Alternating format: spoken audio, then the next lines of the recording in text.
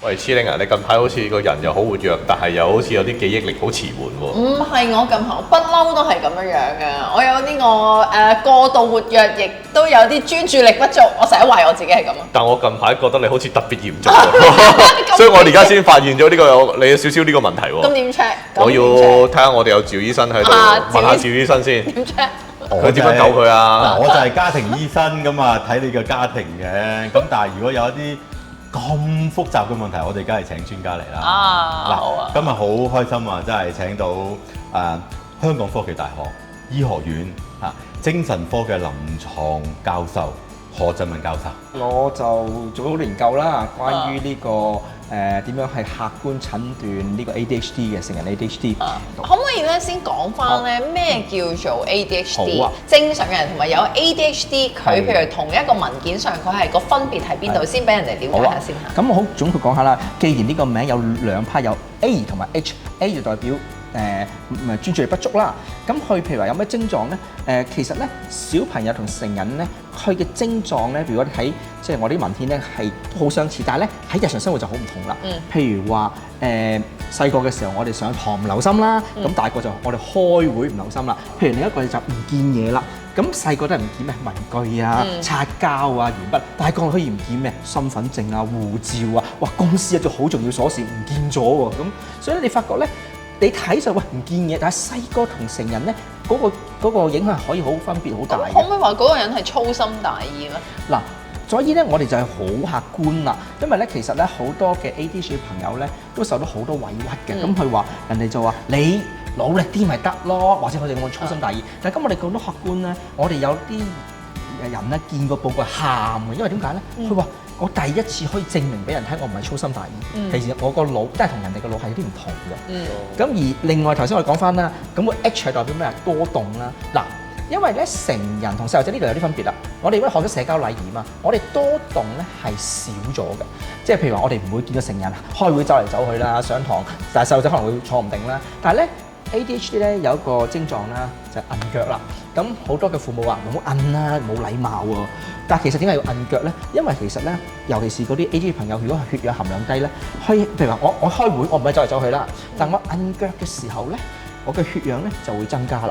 咁所以會幫到我專注嘅。其實係有得解釋嘅，而家係。咁個腦咧好複雜，我哋有個頭蓋骨啦，咁好難咧去檢查個腦，但係又要安全，又要即係嗰個掃描價錢冇咁貴啊。咁因為科技咧就已經係突飛猛進啦，咁我哋咧就呢個紅外線嘅腦掃描嚇，咁咧就可以咧檢查個腦。咁而咧呢個係叫功能性嘅腦掃描，因為傳統咧我哋磁力共振啊、電腦掃描咧係結構性嘅，照嘅時候咧要做一個工作嘅。咁咧，然後睇下嗰個我哋叫血氧含量啦，睇下會去到幾高。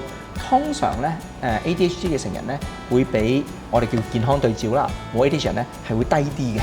咁所以睇下嗰個血氧含量咧喺我哋所謂嘅正常範圍，一定係 ADHD 範圍啦。如果有人懷疑 ADHD，見醫生啊，問下臨床症狀啊。但係咧，我哋會加埋呢個客觀測試嘅，就會更加準確啦。咁其實咧，呢個就翻將精神科帶翻去傳統醫學啦。磁力共振照唔照都有 ADHD？嗱，功能性嘅磁力共振同埋呢個功能性紅外線腦掃描咧，佢都係睇翻個血氧含量嘅。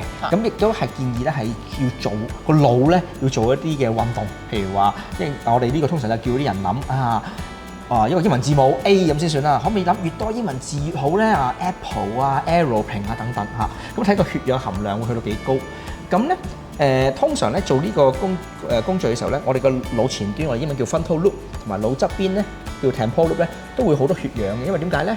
個腦前端要專注嘛，同埋要諗策略喎。喂 A 啊，咁我要專注第一。咁喂有咩英文字啊？交通工具。咁我哋以前學過 aeroplane 噶嘛，咁就喺個 temporal lobe 出嚟咯。咁呢個就係我哋嘅語言同埋記性 area 啦。喂，跟住又冇字咯，要專注咯。跟住又話喂水果啊，不如咁 apple 咁咧，就個兩邊就一齊合作，結果血氧含量會高嘅。磁力共振個問題咧，佢係要瞓喺度做嘅。咁呢一個係坐喺度做喎。咁譬如話，我戴住一個大個皮帶或者個頸鏈，或者我自己身體有金屬入邊咧，你磁力共振做唔到，但呢個係絕對安全嘅。同埋唔使 book 醫院去做咯。係啊，我哋係冇，同埋最緊要係呢個係亦都好簡單啦。冇話有任何嘅副作用啊、放射物質啊，係好安全嘅。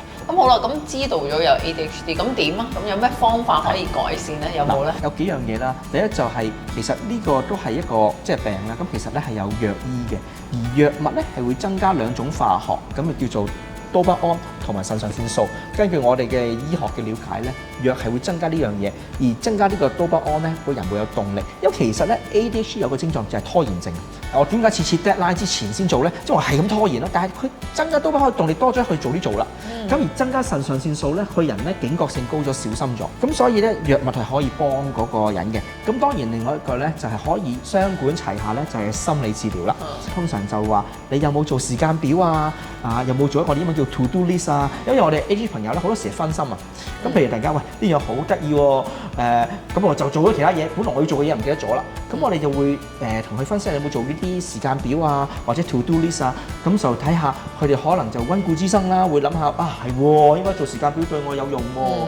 所以我哋有雙管齊下嘅。總之咩問題都好咧，我哋梗係要請教專家啦，同埋醫生啦，咁啊自然咧就可以解開個謎團啦，係咪？嗯。